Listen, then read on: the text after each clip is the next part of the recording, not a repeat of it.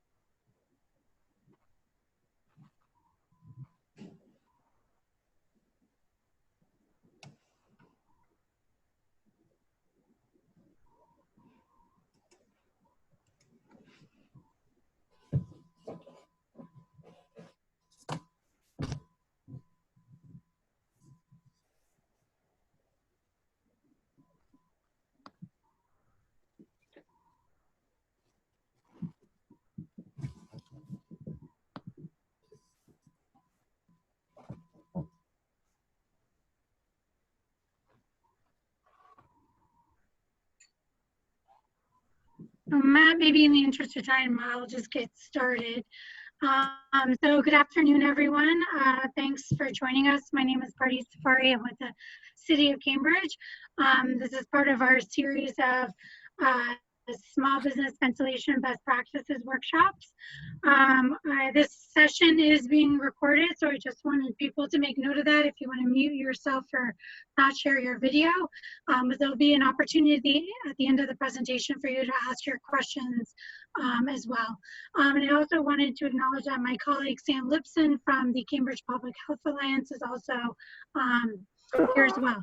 So Sam is also here to help answer your questions. And so with that, I will hand it over to Matt from EH&E to start us off. All right, thank you very much, Pradesh. Welcome, everybody. My name is Matt Fragala. I'm one of the managing principal consultants at EH&E. Very excited to be here with you today. And I brought along a bunch of my colleagues who are true experts in the field of COVID-19 and indoor environmental quality. So we're going to start out with our legal obligations on our limitations. So the materials and information provided were not created by the City of Cambridge, and the City of Cambridge does not adopt any positions contained therein. Any questions should be directed to us at EH&E, not the City of Cambridge. So we have two mechanisms to allow for some question and answer. One is going to be at the end of this call today. We have about a 20-minute presentation, which will allow us about 40 minutes for question and answer. And then we have a small group session directly after this conference, and we'll be able to answer some more questions for half an hour in that session. So we're going to start off with our presenters. So these are some of the senior members of the EH&E COVID-19 team. We have Dr. Kathleen Brown, who's one of our senior scientists.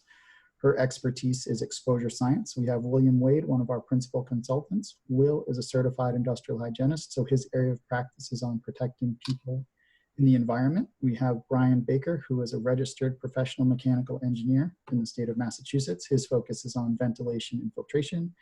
And myself, I'm a certified industrial hygienist like Will, and I'm also a certified safety professional. A little bit of background on environmental health and engineering. Environmental health and engineering is a Massachusetts-based small business. We've been in business for over 30 years. We're also an employee-owned company.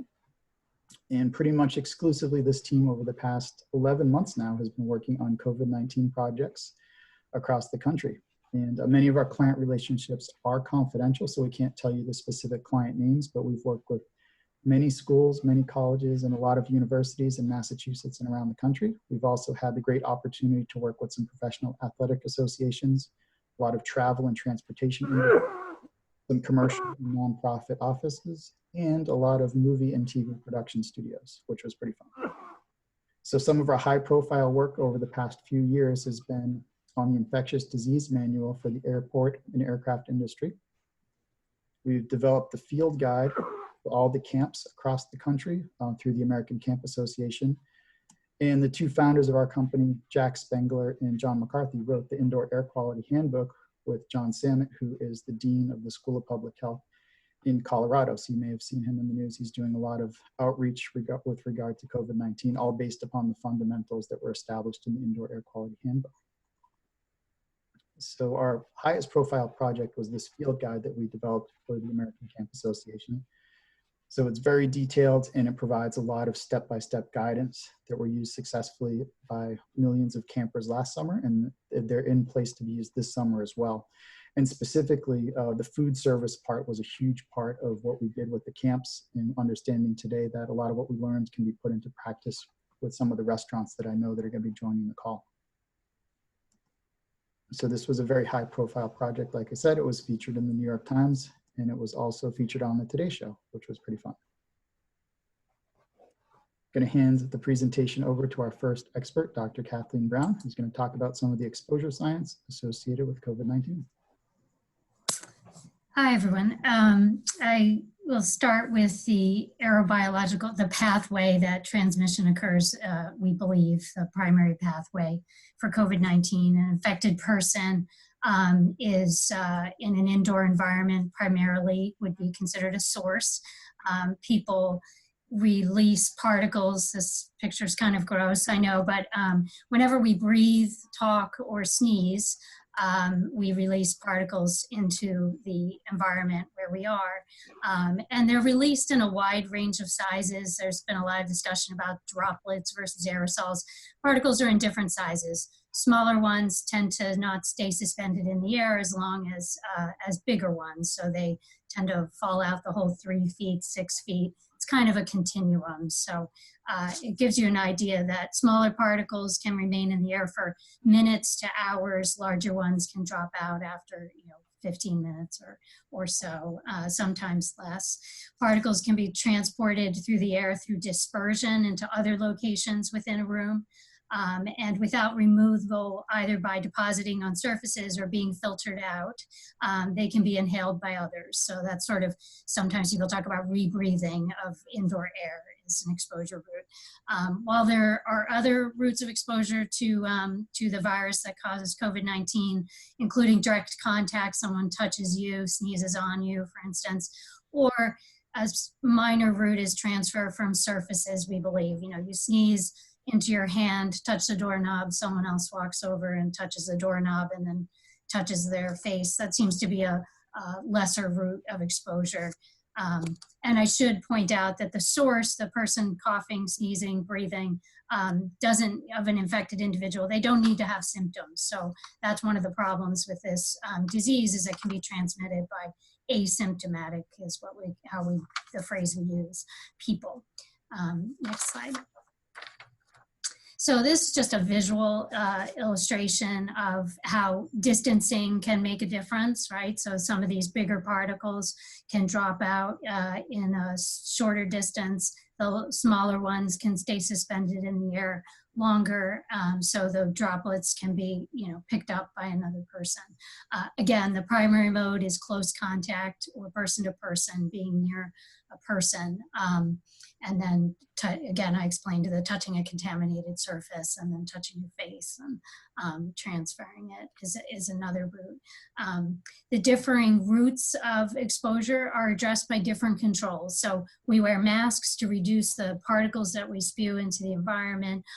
We do ventilation, bring in fresh outdoor air, or filtration to reduce the numbers of particles in that smaller size range, for instance. And then we all do good hand washing. You're in the restaurant industry, so we're used to that. Lots of good hand washing and before touching other objects or people. Next slide. So, how do we get out of this cycle of cases and people being infected and spreading it to other people, and maybe eventually lift some mitigation measures? And immunity really is the key. It's believed 60 to 70% of the population needs to have immunity for us to get sort of the epidemic under control.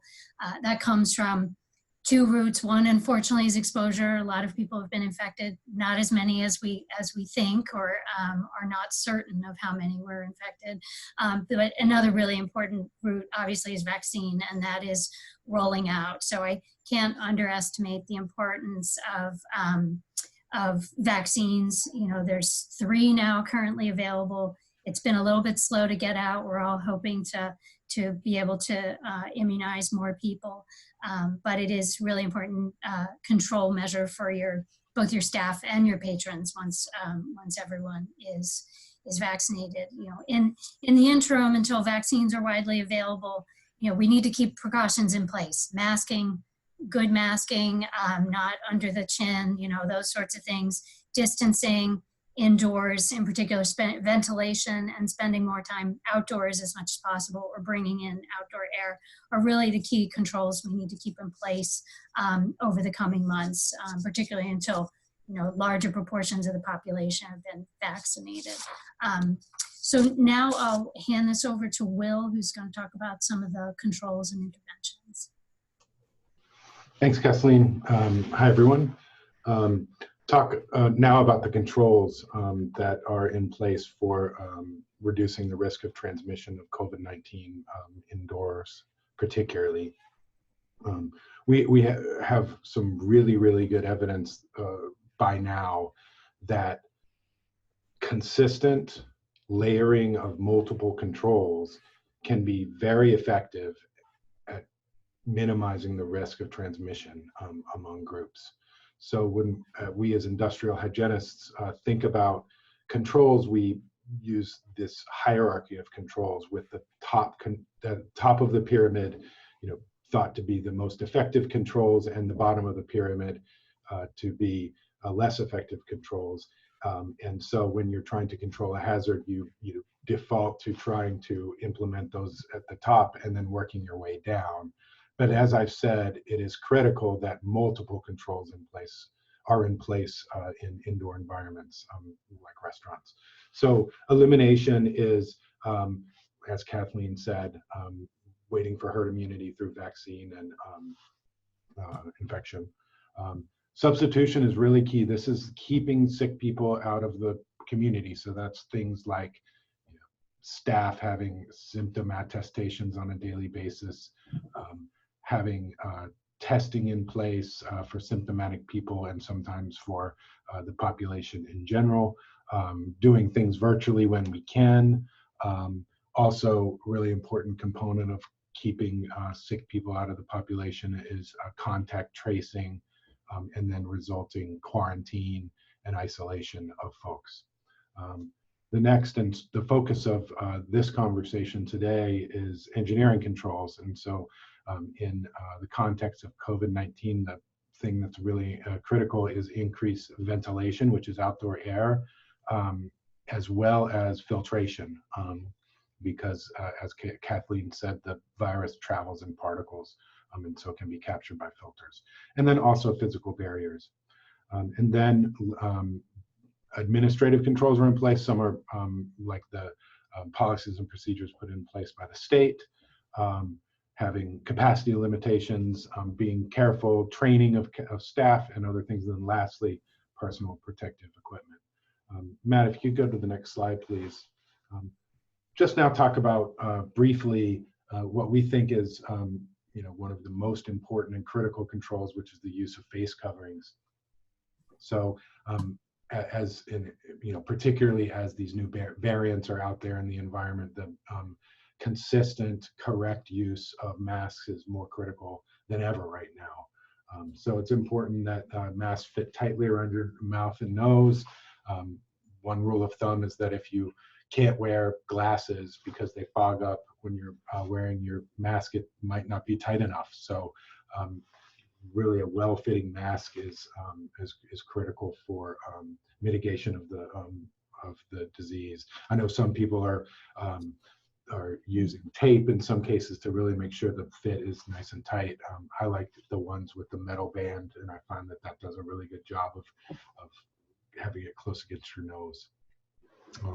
Matt, next slide, please. So now we're going to turn to why we're all here, which is ventilation and filtration, and what to do about HVAC systems. So with systems that are installed in buildings already, air handlers and things like that, that we want to be increasing ventilation and filtration. And Brian, after I'm done, will talk a lot about this and strategies for doing that. And in cases where you don't have central HVAC systems, You can do things like open windows to increase air circulation and outdoor air ventilation. And then we can also install portable air cleaning equipment. Another engineering control is the is barriers in some cases between groups of people. So before I hand it over to Brian to talk about COVID-specific ventilation and filtration strategies, we thought it would be helpful to sort of give an overview of a typical HVAC system and how it works.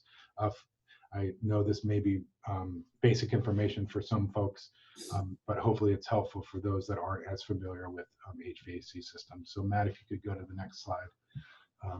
So there's a lot going on here, so I hope I can make it more clear.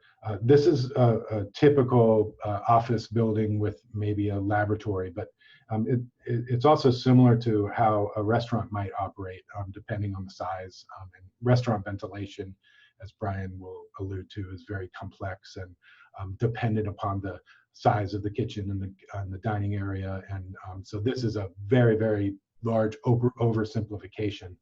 But what happens is that you have, in many buildings, you have an air handling unit that might sit on the roof, it might be up in the ceiling somewhere, and it typically is doing two things. It's getting air from two places. It's getting out a mixture of outdoor air, and that air and the amount of outdoor air that's coming into the air handling unit is going to depend on the outdoor temperature and humidity and what the air handler can handle. But there's generally some minimum amount of outdoor air that's provided. And then secondly, the second part of air that's in an air handler comes from return air. That's air that has already been in the space, has heated up a little bit, and now comes back to the air handling unit.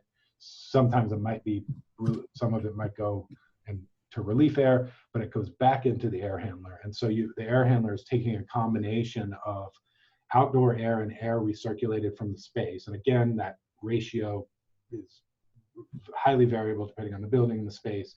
And then the air handler heats it, cools it, and filters it, and delivers it back to the space through supply air diffusers. The next slide is a air handler, so I'll talk a little bit in detail about that in a minute. But in a normal space where you don't have a source like a kitchen or a laboratory, you're supplying air from the air handler and returning it back to the air handler, and that's what's keeping people comfortable. It's also keeping the air well mixed within the space so that you don't have stagnant air locations or stagnant air in general. And then in a situation where you do have a source such as a laboratory, or you could even envision this being a cooktop, you have an exhaust system that is directly exhausting the air from this source out of the building directly to the outside.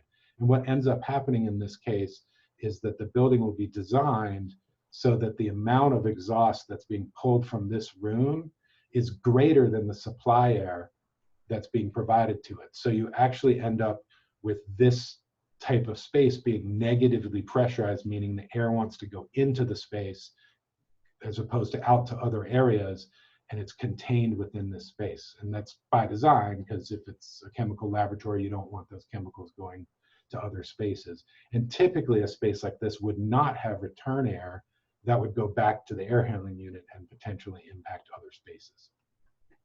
Next slide, please. So this is a schematic of an air handling unit. Now, these come in a million different configurations and sizes and options. And so this is, again, a vast oversimplification. But in general, again, you have the return air that comes back from the building, the space, and it comes into the air handler. Some of it might go outside and to relief air. And then it comes down here and is mixed with fresh air or outdoor air. And then it is filtered, heated sometimes, cooled sometimes. There's always a fan to move the air around, and then delivered out to the space again. And I'll just say that, you know, the configuration of where the filters are and where the coils are and where the fan are, and even how the cooling happens and how the heating happens is highly variable. But in general, this is kind of a good representation of what most air handlers are doing in a typical commercial building. So now I will turn it over to Brian to talk about ventilation and filtration in the era of COVID-19. Thanks, Will. Hello, everybody.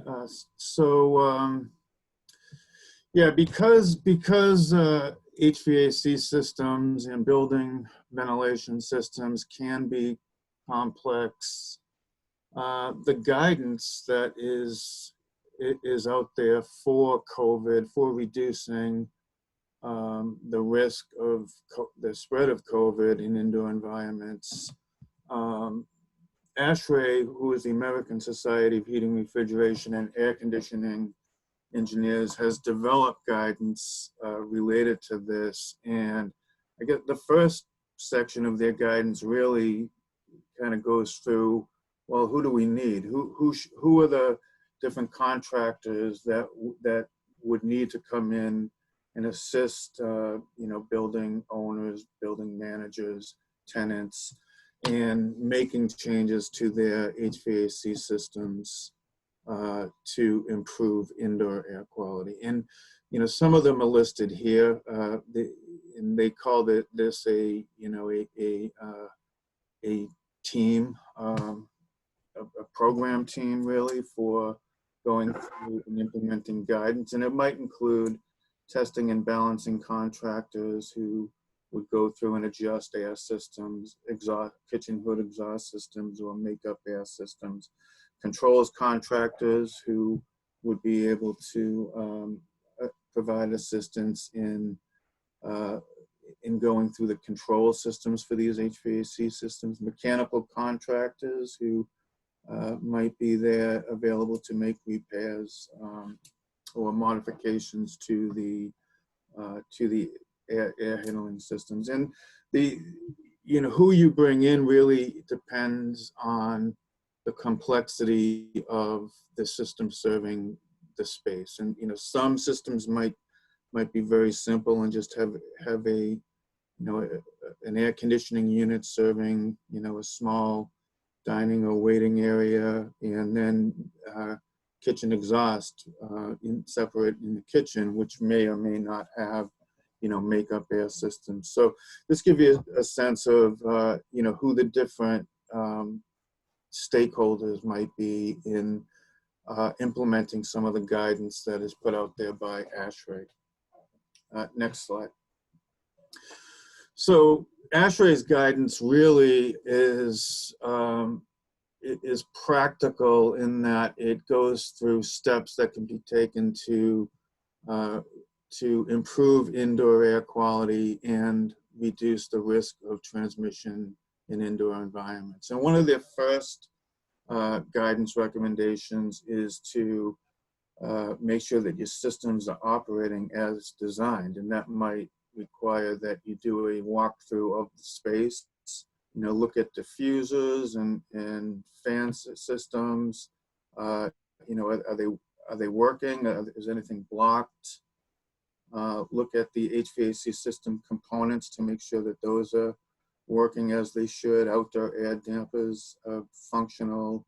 Heating and cooling coils, if you have them, are functional. And then controls, whether it be a building automation system, which may or may not exist depending on the size and complexity of the systems, or just looking at the thermostats that might be what would be controlling the HVAC systems. So I think the first step in the guidance is going through and making sure that everything is working in your HVAC systems functional. Next slide, Matt, please. So the guidance, ASHRAE's guidance really concentrates on what steps could be taken to improve ventilation in the space. And they talk a lot about ventilation, which is outdoor air. You recall in the slide that Will showed, he showed a unit that has outdoor air ventilation coming in, and then it's mixed with return air. So for ventilation, it's really concentrating on outdoor air.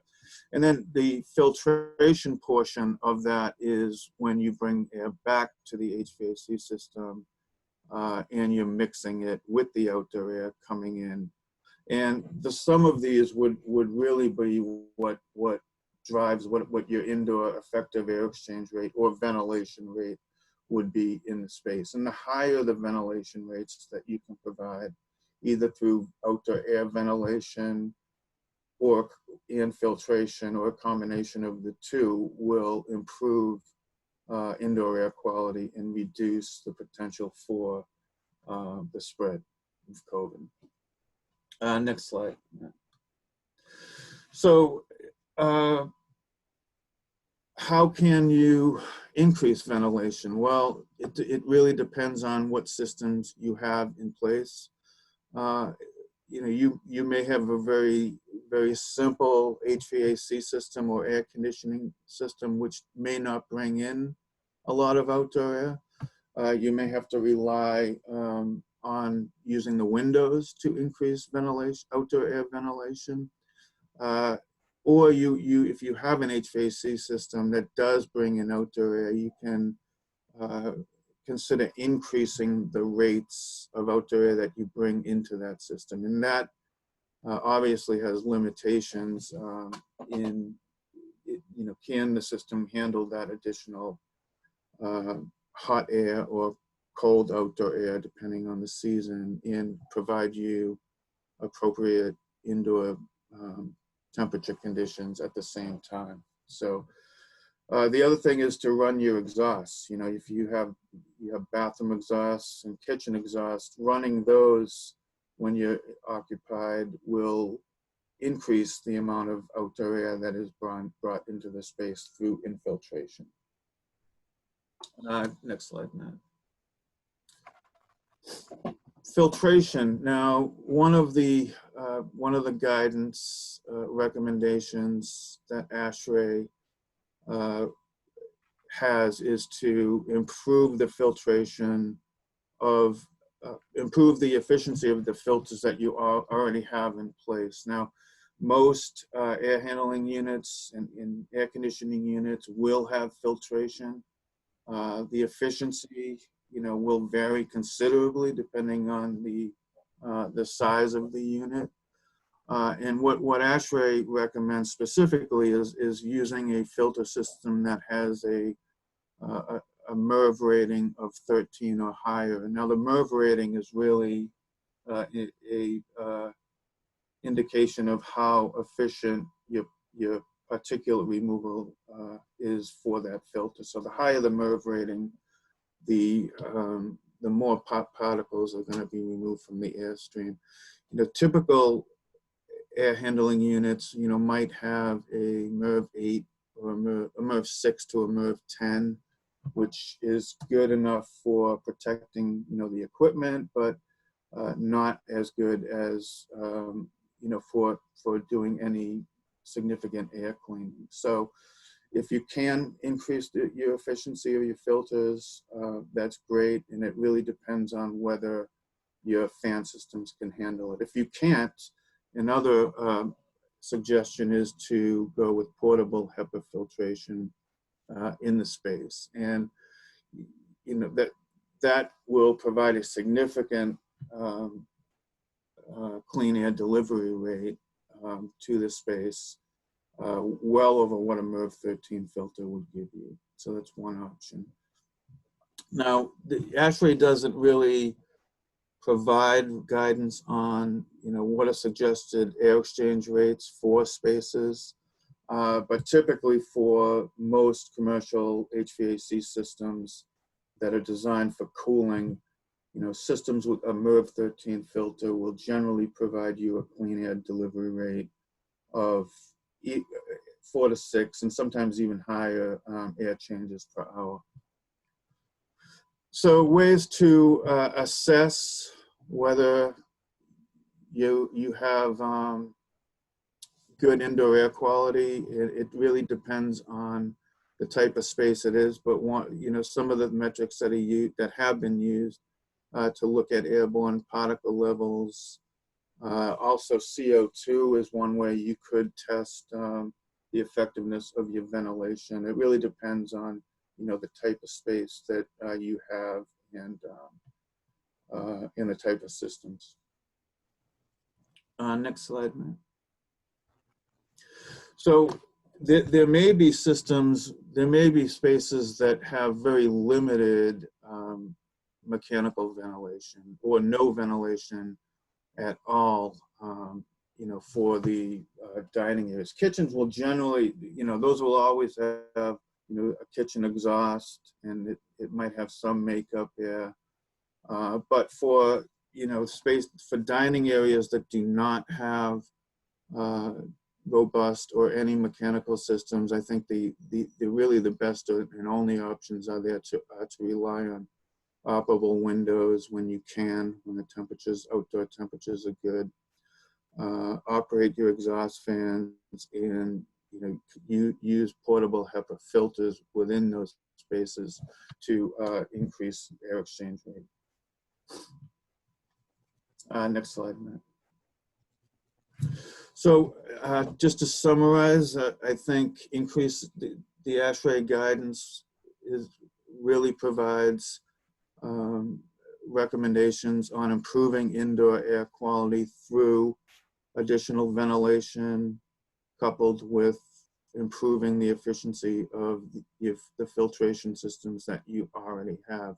And for spaces that do not have any any mechanical ventilation, you'd want to rely on a portable HEPA filter that either has a HEPA or has at least a MERV 13 filter.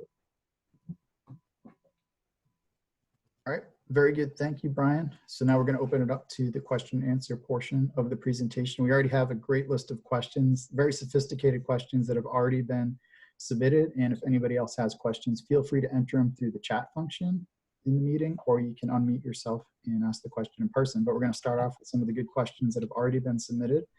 And I'll be asking the questions to the expert panel. And I have a very good question for Dr. Kathleen Brown. All right, question number one, Kathleen, is how effective are standalone air purifiers? Yeah, that's a good question. They're actually very effective. Portable HEPA filters, if sized appropriately to the space, are very effective at removing particles in the air.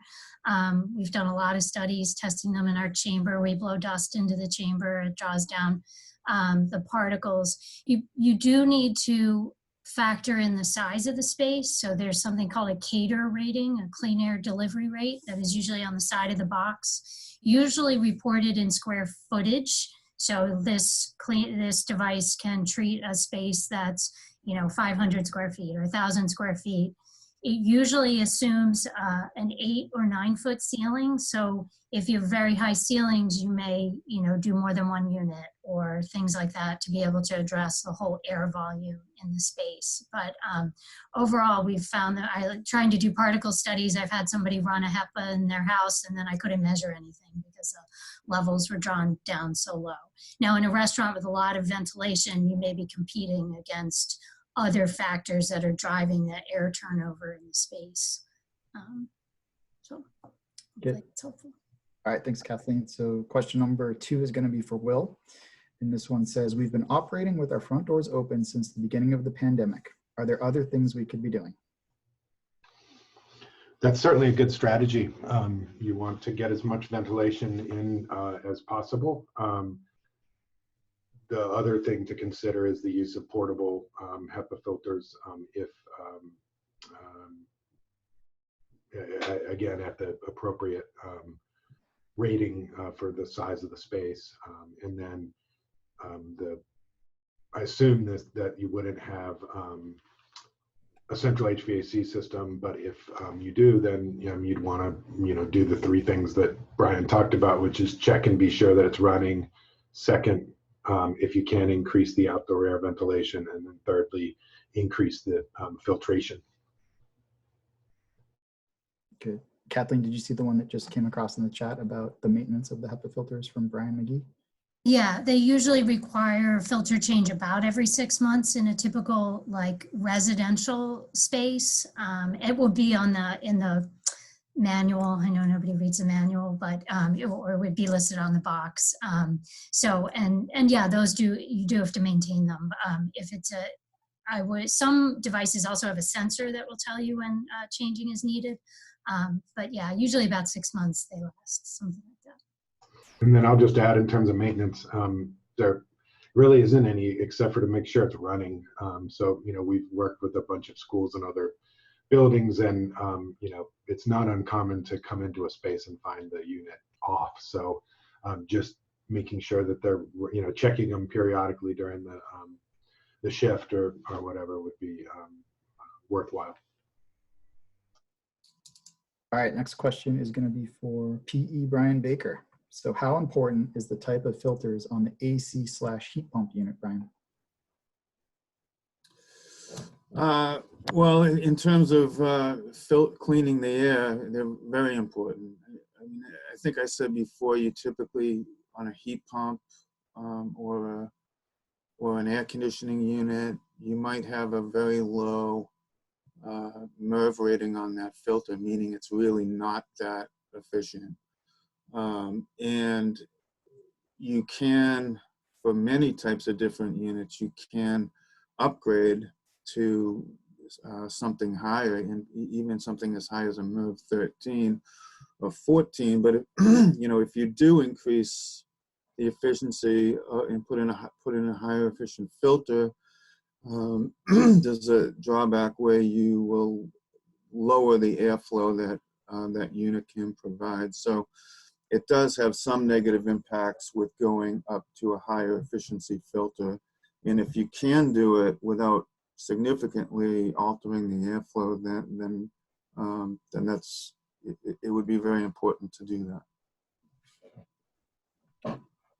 And then, Will, there's a question about short-term versus long-term controls. Do you want to mention, some of the differences between short-term solutions like a portable HEPA filter, and then maybe we can have Brian answer like the longer-term solutions, like wholesale upgrades to a ventilation system. And Kathleen can also jump in with some of the short-term solutions as well. Yeah, I mean, the great thing about HEPA filters is that they're, relatively cheap, and they are plug and play. As Kathleen said, they're known to be effective, so they're a great short-term solution. And then obviously the other big controls are masking and distancing and being sure that guests and staff aren't sick coming to the restaurant.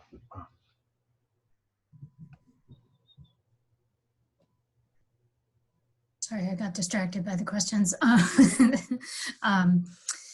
Yeah, I think, and restaurants generally have ventilation. So we talked to some other business owners that had, didn't have anything. So like a radiator and windows. So we're suggesting, some fan recirculating, moving air into the space from outdoors is one possibility.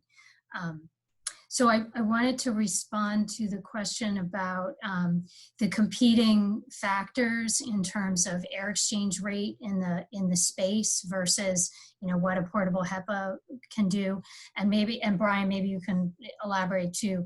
I think, and then it also ties in sort of with the next question, which is when you have all this ventilation sucking into the kitchen, are you increasing the worker exposures in there if you're pulling potentially virus-laden particles from the restaurant, patron area into the kitchen. So I think there has to do with the balance of the flows. I think we discussed this yesterday and are preparing for this, that the kitchen exhaust usually is so high, depending on how large the facility is, that it would dilute a lot of the exposure.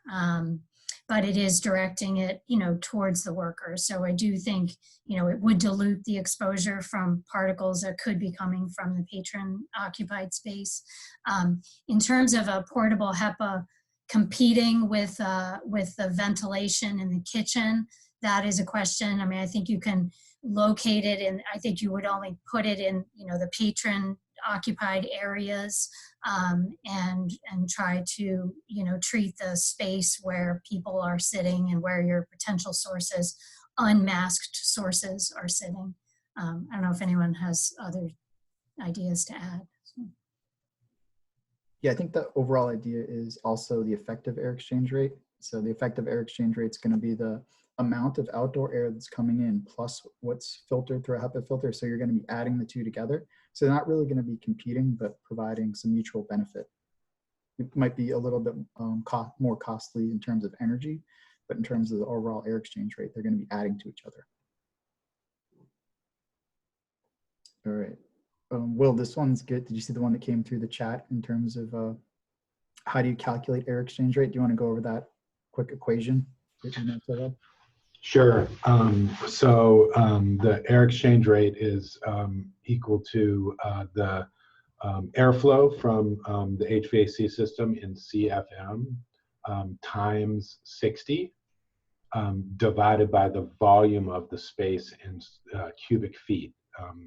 And so there's a number of ways to get, so you can estimate the volume of the space pretty readily based on ceiling height and the floor area. And then the CFM, there's a number of ways to get that. You could measure it or bring in a testing and balancing contractor to do measurements of airflow coming out of the diffusers. They do that all the time. So that's probably the best way to get an accurate reading. And then alternatively, and particularly if it's a relatively newer space and you have mechanical system design drawings, it's not unreasonable to look at the design airflow and assume that the system is operating as it was originally designed, unless you have some other information to make you think otherwise. But at least that will get you in the ballpark of airflow. And again, it's just that CFM times 60 divided by the volume of the space in cubic feet. Okay. Brian, you want to take that one on the difference between the ceiling mounted HEPAs and the... Well, let me add something to the air exchange rate. So you can measure it off, as Will said, you can measure it off the drawings by looking at the flows on a mechanical drawing. And you can actually you can look at the effective air exchange rate separately for both the dining area and the kitchen. And the reason you would do that is because the dining room air exchange rate, you could look at by just looking at the flows from the HVAC unit serving the dining room. The kitchen air exchange rate would really be the flow that you would use to calculate that would be whatever your hood exhaust flow is, because that's probably the greater flow, of the two. And so that would give you an estimate of what your air exchange rate would be for the kitchen itself. Thanks, Brian. You want to jump on the one about the ceiling mounted HEPA units those are typically more expensive than the portable ones that you can plug in? Yeah, oh, sorry, were you going to get in? I think those have an advantage, a couple of advantages. One is, often it's located, for these installations, it's, over the dining area. So it's sort of where your source would be and captured above. There's no tripping hazard, which you can have with a portable. If you have a cord laying across the floor, make sure you tape those down if you put those in. And so in terms of cost, I'm not sure what the actual cost is. I mean, a good portable HEPA that can do, say, 300 CFM is like $500 maybe. And those, I assume, installing it in the ceiling requires, Yeah, I have a sense of that. I also just mentioned another advantage often is the noise. That the installed systems will often have less noise than a standalone. I know that's been a concern in like classrooms. I'm not sure how much a fan would matter in a restaurant, but and then I've talked to folks who talk about sort of order of $3,000 to $4,000 installed for those type of systems, compared with the 500 or so. The other advantage is it's there, and we'll provide air cleaning post-COVID too. And it looks like we have several questions on UV lights. There were some submitted before, and it looks like another one came in. Kathleen, you want to just do a quick overview of UV lights and their effectiveness, and then we can all talk. Yeah, so there's a couple of different kinds. Of course, it's not always as simple as you think. So there's something called upper room germicidal UV lights. Those are generally endorsed. They're things that have been around for a really long time. It's a true UV light that's installed sort of up high in the ceiling. You have to make sure you have circulation of the air so that actually the particles that you want to treat get there to the lights. There is some new, and that's well known and works. They've done, 100 years ago, they did measles studies showing how effective that was. But then there's also UVC light, which is, and in some, there's sort of a new technology called UVC, far UVC light, which is a UV light that is kind of like not harmful to your skin and things like that. It's really pretty new, and there's been some studies out of Columbia University looking at that. There's a couple of case studies. It's a little bit new. We always err on the side of filtration because it's measurable. We know it works. There's also some other products out there that are like, I'll just address ionizers and all these things, not well characterized, generally not well endorsed by, certainly not ASHRAE, not endorsed by CDC, and in general, no, say colleagues, air quality professionals, indoor air quality people don't like things that spew ions, ozone, hydroxyl radicals, any of this stuff into the indoor environment. You kind of don't know what you're going to get, and we don't know how effective they are. Many of the studies have been looking at surface contamination, so not necessarily airborne. The far UVC thing I think is coming, but I just don't think it's ready for prime time. And there are also these portable products that people, wheel into the room, and it literally shoots UV light around. Those are best used in unoccupied spaces, and again, are only treating surfaces for the most part. So you would, if you're gonna do that, we don't see that as making a lot of sense, since surfaces don't appear to be the major route of exposure. But that's sort of the quick take. We are seeing tons of marketing in this area, lots of info out there. Seems like most of the studies are by the manufacturers. So, cause for caution, I guess. Anyone else has anything to add? Yeah, I see this is Brian. I do see a question on the list about in-duct UVC disinfection. And UV has been used inside HVAC systems for a long time now, and most of the applications that you see are directed towards surface decontamination. So if you install a UV light, at a cooling coil or in front of a condensate drain pan, that is very effective in keeping that pan or that coil clean.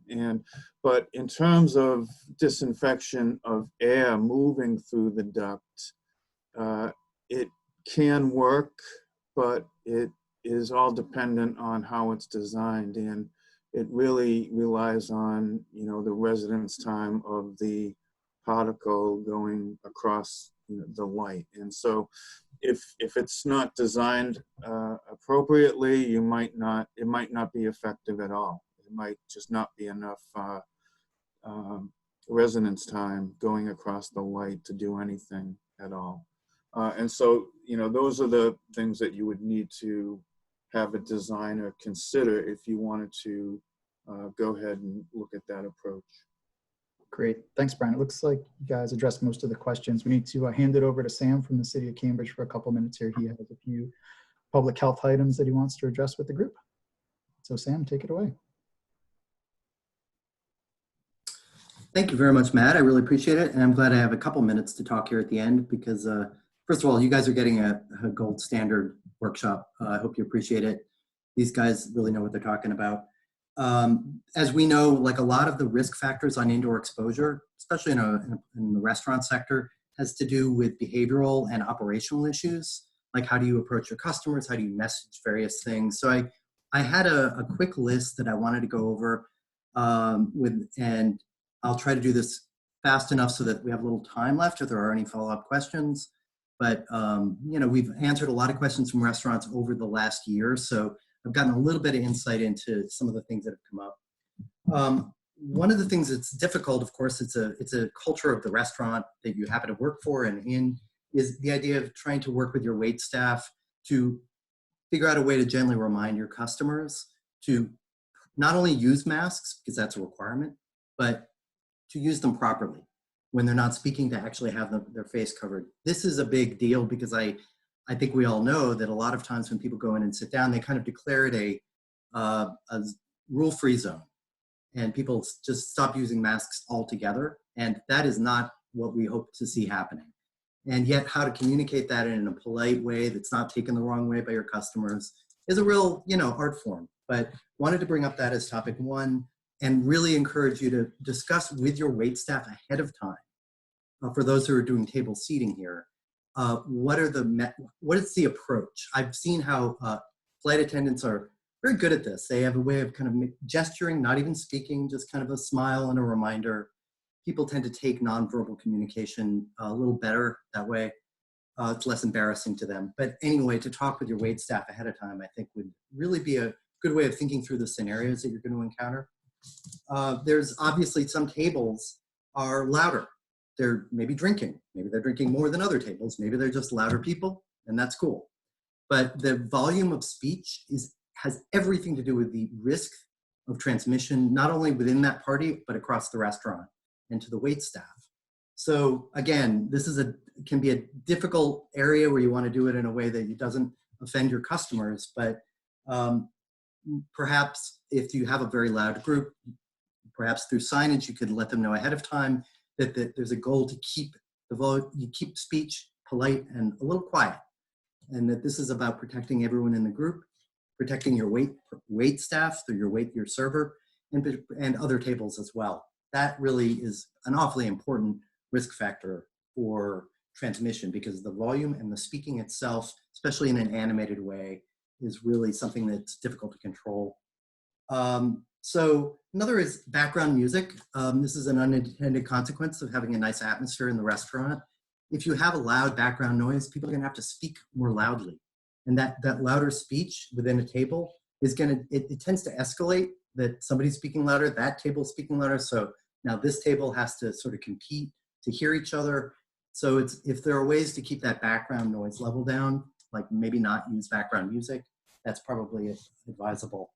Separation of tables, just under the state rules, which we of course enforce locally. The idea is to keep your diners 6 feet apart, not the tables themselves. So consider when you're arranging your tables where people are actually sitting and whether you've got a 6-foot buffer between the closest diners, because that's really the factor there. We also really, really recommend from public health, I should have introduced myself. I'm the Director of Environmental Health for the Public Health Department, that especially wait staff use higher quality masks. These are the folks who are working with groups of people indoors all day long. And there are what we call hi-fi masks that are not N95s. They're not medical, intended for the medical supply chain, but they're widely available. There's some that are of higher quality than others, but they're generally the K95 or KN95, I should say, or KF94. And these masks have remarkably, they're not that expensive. They might cost $250 each, but offering those to your wait staff or figuring out a way to allow them to, if they're going to double mask, that they don't use these hi-fi masks, but use the regular non-medical disposable blue and whites, maybe with a cover, with a cloth cover that's of high quality material. You're not supposed to double mask with these hi-fi or higher quality masks. But for wait staff, I think that another thought is that perhaps have a supply of masks of the higher quality for customers who did not bring one, who forgot, or or you'd like to seat them, but they just didn't happen to have one. Or you could offer one of a slightly higher quality. They're not that expensive. So a couple more things. Offering sanitizer on the way in is kind of an easy way to greet people if they're being seated. Consider really having a good talk with your staff about them staying at home if they are symptomatic with anything consistent with COVID. I know that's a no-brainer, but there's a huge tug and pull. People don't want to miss work. People want to be good and reliable employees. But if you can have that kind of, make it clear that you are very much giving them permission to be honest about whether they're feeling ill and there won't be consequences, I think you're going to get better compliance. And in the city of Cambridge, if you have a staff that is COVID positive, the governor issued last year a slightly altered reporting mechanism, which is not only do they have to report, is it reported their case through their home board of health, but the employer where that restaurant is, that place of employment, should report to the public health department in Cambridge if an employee is reported as COVID positive. We have a hotline that you can use to report that, which is 617-665-3848, or email at 311@cambridgema.gov. Those are both ways of getting the message across that you have a COVID positive employee and you can follow up. And that's really the most important stuff. We've tried to cut back on how Inspectional is asking third-party professional cleaners to come in after there's been a positive case, because there really was no point to that if that person hasn't been in for 72 hours. So we've convinced ISD to kind of lighten up on that third-party deep clean requirement, which is quite expensive. And that's it. So I know we ran out of time. No, thanks, Sam. I appreciate it. I know some folks have some other questions. I did want to just remind people, I just added the link.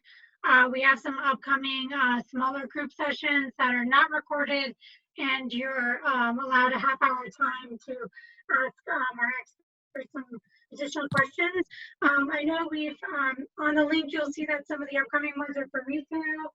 I would just encourage you to join those if they're not already filled up, because all businesses have very similar questions in the end. So feel free to join us. And for those who have already signed up for the 3 o'clock, you should just click on that link shortly when we're done, and folks will join you at that time. Matt, if you want to say anything else, go for it.